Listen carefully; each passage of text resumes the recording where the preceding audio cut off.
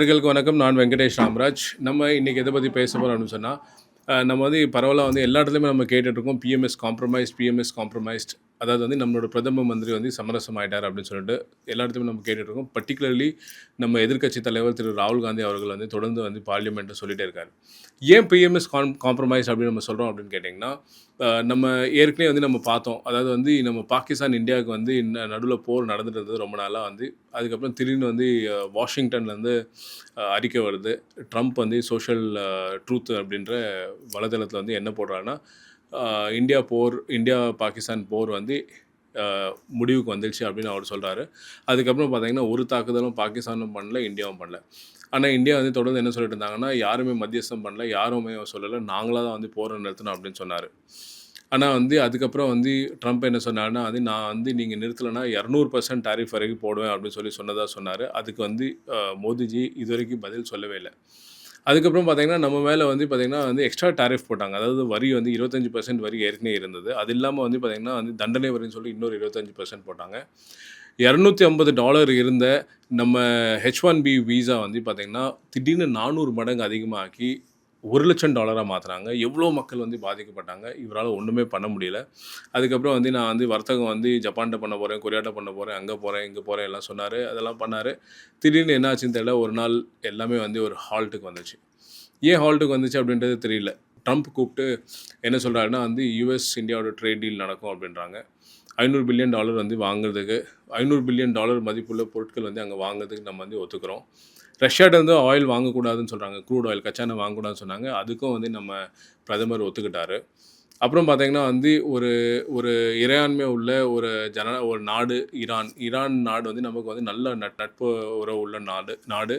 ரஷ்யாவும் பார்த்தீங்கன்னா நமக்கு நல்ல நட்பு இருக்குது.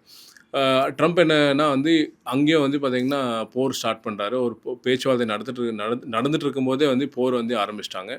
போர் ஆரம்பித்து அங்கே கமேனி அப்படின்ற அவர் அந்த நாட்டோட தலைவர், அது இல்லாமல் ஒரு 48 பேரை கொன்னுட்டாங்க. இது வரைக்கும் இந்த நிமிஷம் வரைக்கும் நம்மளோட பிரதமர் ஒரு வாட்டி கூட வருத்தத்தை தெரிவிக்கல, ஒரு வாட்டி கூட கண்டனத்தை தெரிவிக்கல. அப்படியே அமைதி காத்துட்ருக்காரு. இப்போ வந்து பார்த்திங்கன்னா வந்து நமக்கு வர வேண்டிய கச்சா எண்ணெய்கள் வந்து வெனிசுலாலேருந்து வாங்குதாலும் அந்த கச்சா எண்ணெய்கள் வந்து எல்லாமே வந்து இந்த ஹார்மோஸ் அப்படின்ற ஜலசந்தி வந்து மூடிட்டாங்க ஈரான். நமக்கு வந்து கச்சா எண்ணெய் வரது வந்து ஸ்டாப் ஆகிடுச்சு. நமக்கு வந்து எல்என்ஜி, எல்பிஜி வரதெல்லாம் ஸ்டாப் ஆகிடுச்சு.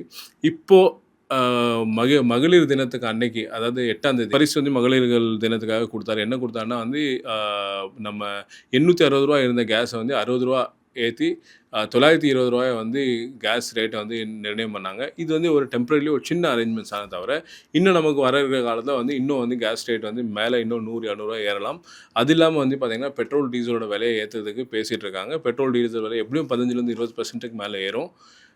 இதெல்லாம் நடந்துகிட்ருக்கு. இது இல்லாமல் வந்து பார்த்திங்கன்னா இந்தியன் ஓஷன், அதாவது இந்திய மகா சமுத்திரத்தில் வந்து பார்த்திங்கன்னா நம்ம இந்தியன் லேண்ட்லேருந்து 44 கிலோமீட்டர் தொலைவில் வந்து பார்த்திங்கன்னா ஒரு ஈரானோட கப்பல் நின்றுட்டு இருந்தது.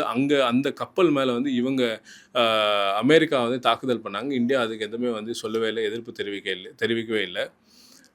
அதுக்கப்புறம் முக்கியமாக ட்ரம்ப் சமீபத்தில் என்ன சொன்னார்னா, நாங்கள் வந்து இந்தியாவுக்கு வந்து ஒரு மாதத்துக்கு வந்து கச்சா எண்ணெய் வந்து ரஷ்யாட்ட வாங்குறதுக்கு அனுமதிக்கிறோம் அப்படின்னு சொன்னாங்க. அப்போ நம்ம ஒரு ஜனநாயக நாடுன்னு சொல்லும்போது, எங்கேயோ வந்து வாஷிங்டன்லேருந்து ட்ரம்ப் வந்து நாங்கள் அனுமதிக்கிறோன்னு சொல்கிறது, நமக்கு உத்தரவு ஏன் அங்கேருந்து வருது? அங்கேருந்து வர உத்தரவை நம்ம ஏன் ஏற்றுக்கிறோம்? என்ன நடக்குது அப்படின்றது ஒரு ஒரு ஒரு ஒரு குழப்பமாக இருக்குது. எப்ஸ்டீன் ஃபைலில் ப்ராப்ளம் இருக்கா?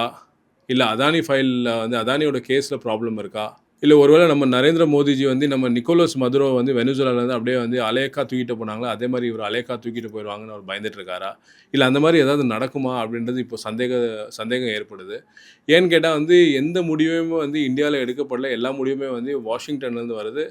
குறிப்பாக ட்ரம்ப் மட்டும் சொல்கிறது கிடையாது, எல்லாமே சொல்கிறாங்க. ஏன்னா வந்து இப்போ கூட வந்து சமீபத்தில் ஒரு அதிகாரி அமெரிக்காவிலேருந்து என்ன சொன்னான்னா, நாங்கள் வந்து இந்தியாவை வந்து ஒருபோதும் சைனா வளர்ந்த அளவுக்கு நாங்கள் வளர விட மாட்டோம், எங்களுக்கு ஈக்குவலாக நாங்கள் வந்து அழுத்தம் கொடுத்துட்டே இருப்போம், நாங்கள் சொல்கிறத கேட்டு தான் ஆகணும் அப்படின்னு சொல்கிறாங்க.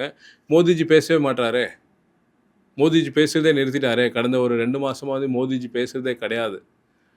அப்போ என்ன நடக்குது? எப்ஸ்டீன் ஃபைல் ஏதாவது ரொம்ப தீவிரமான விஷயங்கள் இருக்கா? இல்லை அதானி கேஸில் வந்து இவரையும் சேர்த்து வந்து இங்கேருந்து அலேக்கா எடுத்துகிட்டு போயிடுவாங்களா அப்படின்றது சந்தேகத்தை எழுப்புது.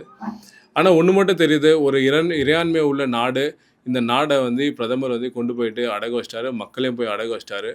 நம்ம மக்கள், பொதுமக்கள் வந்து இதெல்லாம் நம்ம பார்த்துட்ருக்கோம். இந்திய குடிமகனாக இருக்கிற ஒவ்வொருத்தரும் வந்து இந்த சிச்சுவேஷன் அண்டர்ஸ்டாண்ட் பண்ணிட்டு, இதுக்கு மேலேயும் வந்து பாஜகவுக்கு வந்து ஆதரவு தெரியக்கூடாது. பாஜகவுக்கு வந்து ஓட்டு போடக்கூடாது. நீங்கள் காங்கிரஸை வந்து கண்டிப்பாக வந்து ஆதரித்து அடுத்த எலெக்ஷனில் காங்கிரஸுக்கு வந்து ஓட் போட்டு காங்கிரஸை ஜெயிக்க வைக்கணும். இந்த காணொலியை பார்த்துட்டு இருக்க நேயர்கள் உங்களோட கருத்தை வந்து தெரிவிங்க. இது பிடிச்சிருந்தா லைக் பண்ணுங்கள். ரொம்ப நன்றி.